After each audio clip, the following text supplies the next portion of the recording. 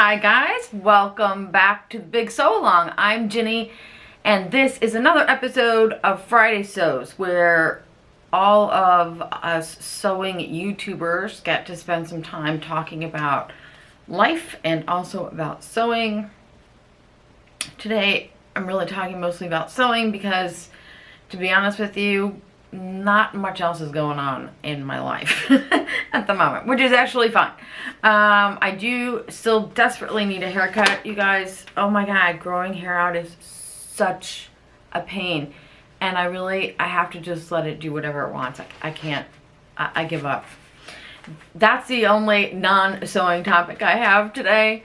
I did want to say, I got a couple of messages last week that I wanted to mention.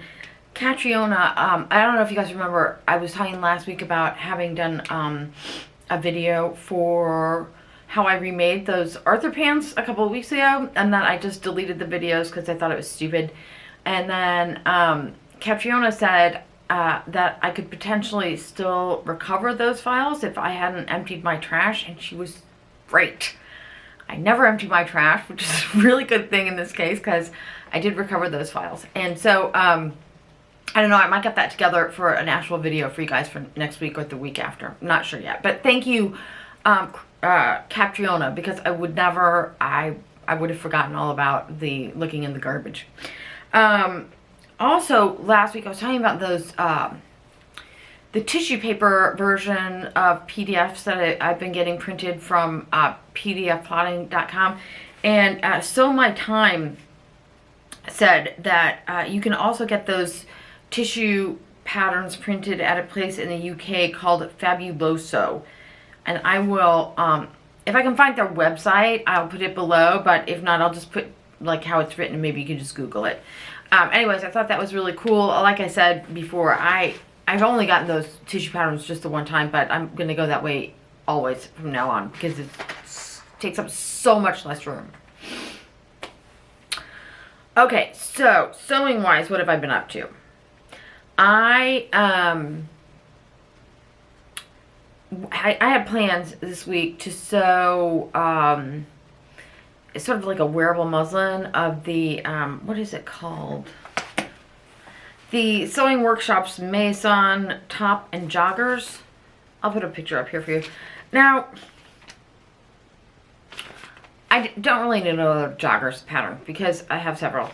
But I had an idea for altering a jogger to be a little bit different, and I thought it would be really cute with this particular top. So I bought this, and I altered the pants pattern, and I had them all cut out and ready to go. And then I saw Catherine's video last week about her, what was it? Solvi jacket from TAUKO Magazine that she made, and it came out really well. And I was like, as soon as I was done watching that video, I thought, you know what, Jenny, you have 5 issues of TAUKO Magazine and you've not made one thing from them. Go downstairs and make something from that TAUKO Magazine. So I did. I came downstairs, and I will show you the things that I had earmarked that I really wanted to make were this dress. I can't remember which editions these are from, but I'll leave links to them below. Yeah, so this dress, I think this is a Brigitte Helmerson design. I have fabric for this, and I have this magazine, so I could just make that. The other thing I really wanted to make from one of my TAUKO magazines was these pants called Moolah, and they have a really cool feature where they're wide leg pants that like button together like at the back of the leg if you want to. I believe in that whole issue they did a bunch of other things, a couple of other things like that too. Anyways, this pattern is by a designer, and I'm not going to even try to pronounce her last name because I would just butcher it, but it's Andini, I think is what it is. It's her first name. Anyways, that was the other TAUKO item I really wanted to make. And then third was this one, and this jacket. I can't remember what it's called. This is a Lisa Falconer design. Wimborne. I think it's called Wimborne. Okay, so those are 3 things from the TAUKO magazines that I had actually put on a list that I really wanted to make. I actually have fabric for all 3 of those things. Instead, I came downstairs and looked at this one, which is called, I think it's Mallow is what this is called, by Gail Martin. This is a short sleeve or long sleeve pullover, like t-shirt. It has some, it's a knit, it's made for knit fabrics, but it has an option, it has woven fabric patch details. Anyways, there's nothing wrong with that design. It's cute enough. It's just not, it wasn't even on my radar. So why I came downstairs and cut that out and decided to make that, I'm not really sure. I made it in this fabric right here. This is a cotton spandex fabric from Stone Mountain and Daughter. It's one of their dead stock fabrics, and I really loved it because it's bright pink and it has giraffes all over it. So if you can mix an animal print with pink, I'm all over it. Anyways, I made this as directed, and I didn't like the length, and I didn't like the curved hem. I didn't like the way the binding looked around the bottom of the hem, and part of that is probably because I did not use a woven fabric to do that. I used the knit fabric to do that. So I spent a day making that, and then I spent another day taking it apart and remaking it. I shortened the length altogether and put just like a 2-inch band at the bottom in my contrast color. The other thing is, I think I have a picture here where you can see, I do not like the way this collar looks. And again, maybe it's because I used a knit binding, but that really shouldn't be the issue. I actually think it's because the knit binding is too wide. I did steam it together and it shrunk up a bit, and I honestly think that once I throw this in the washer and the dryer, that will probably be fine. The point is though, why make something you don't really even want? Like, that wasn't even on my radar. Like, what goes through my head? Okay, so then I went back to another project, which is this here, and this is called, this one is another Cutting Line Designs pattern. I've been on a real roll with them lately. This one is called By Popular Demand. In this pattern, there's a jacket and this cute little shirt. I think that I originally bought this pattern for the jacket, and then decided that was more work than I wanted to put into something at the time, so I put it aside. Anyways, I pulled this pattern out, and I chose to cut it out of this ikat fabric that I got from, again, from Stone Mountain and Daughter. And here's the thing. First of all, I love this top. I love this pattern. I love this fabric. But this fabric, this top in this fabric is not something I would ever wear. There's nothing wrong with it. It's just not me. When I bought this fabric, and even in these pictures, it looks a little brighter online or on screen than it does in real life. In real life, it's very muted and very soft, and that's why I'm not ever gonna wear that. So, but this top has raglan sleeves with seams down the center here. These seams, and in the back, they're all top stitched. It's not a difficult pattern, but to do it nicely, it took a little time. So I spent a fair amount of time making this, and that's garment number 2 that I probably won't ever wear because it's just really not me. Yeah, like I said, if the color really looked like it does in this photograph, I would wear it, but it doesn't look like that in real life. It's very, yeah, I can't explain it.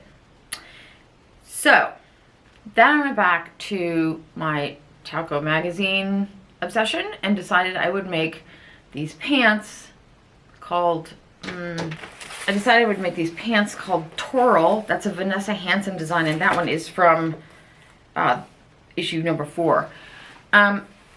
So I got my fabric out, you can see a picture of the, I'll show you a picture of the fabric in a minute.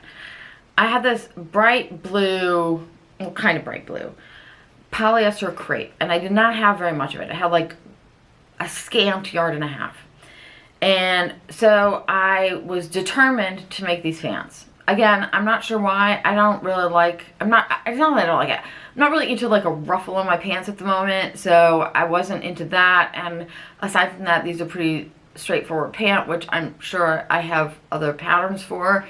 So why I, you know, zoned in on this pattern, I can't tell you. But as it turns out, I didn't have enough fabric to make these pants. But then I was determined to use this fabric that I've had in my stash since lockdown 2020. Why all of a sudden do I have a bee in my bonnet that I've got to use this fabric? Don't know. So I made another pair of Fremantle pants. This is the second time I've made this pattern. The first time I made it in a chambray, and I was not like crazy about it because the fabric just is a little too stiff. So I thought it would work in this fabric. However, and it does. Again, there's absolutely nothing wrong with this pattern. I've made it twice. It fits really well. It goes together easily. I really like it. It actually looks pretty cute in these pictures. The problem, you guys, is that this fabric is a polyester crepe. And I don't like the way it drapes, because polyester, even though it's a crepe, which drapes better than like some other weaves, I just don't like the way it drapes. And I knew that before I even cut the pants out. I was like, for 2 years, I've been saying to myself, why would you buy a yard and a half of polyester crepe that you don't like polyester crepe? I know this already. I've made this mistake multiple times. I made the pants anyway. And here they are. And again, I will say, they don't look bad in these pictures. It's just, I just hate this fabric. So, that was my week of sewing. It was one bad decision followed by multiple other bad decisions. So what did I come away with this week with? I came away with, don't buy cute fabric that isn't something you would ever wear.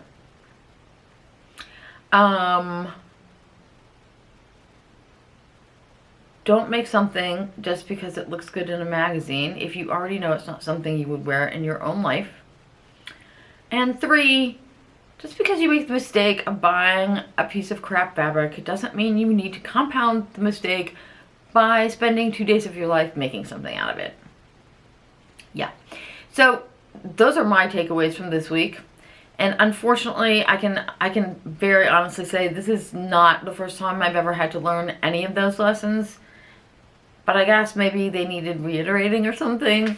So this was, you know, I can't say it was a failure week. It really wasn't. I think all 3 of these garments are redeemable to some extent. I'm at that point in my life and in my sewing career where I do not need to add like okay things to my wardrobe.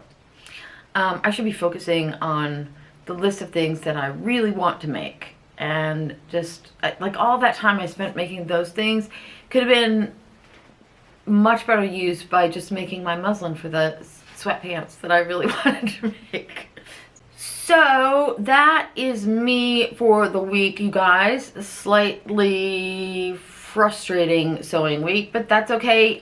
The reason that I bring this up is not to whinge on about having like a crap sewing week. It's just to remind everybody that it happens to all of us. We all have one, right? A bad week once in a while. Meanwhile, whilst I was downstairs pulling my hair out with sewing frustration, Claude was upstairs doing this. Yeah, very, very relaxed, that guy. Alright, you guys, that is it for me this week. First of all, I want to remind you guys to check out all the other Friday sews. Just check out #FridaySews. You'll see a ton of other things pop up. It's always a good time. And also, I thank you all so very much for choosing to spend a little time with me each week. And also, thank you so much for everybody who leaves comments. It really does mean a lot to me. Thank you so much. Until next week, happy sewing.